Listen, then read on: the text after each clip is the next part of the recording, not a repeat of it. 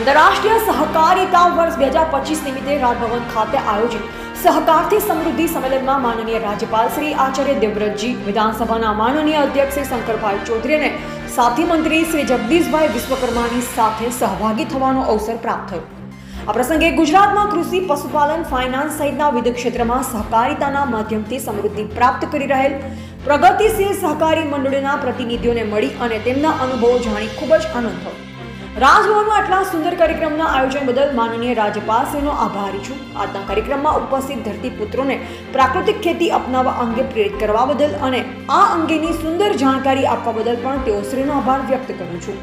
માનનીય વડાપ્રધાન શ્રી નરેન્દ્રભાઈ મોદી અને માનનીય ગૃહ અને સહકારિતા મંત્રી શ્રી અમિતભાઈ શાહના નેતૃત્વમાં સહકારથી સમૃદ્ધિના મંત્ર સાથે સહકારિતા ક્ષેત્રનો અભૂતપૂર્વ વિકાસ થઈ રહ્યો છે. PACSનો વ્યાપ વધારી તેમના આધુનિકીકરણનું ખૂબ જ મહત્વનું કાર્ય આજે દેશભરમાં થઈ રહ્યું છે. સહકારિતા સંસ્થાઓ વચ્ચે સહકાર અને સહકારી સંસ્થાઓ અને સરકારના સહકારનું મોડલ આજે દેશમાં તૈયાર થઈ રહ્યું છે.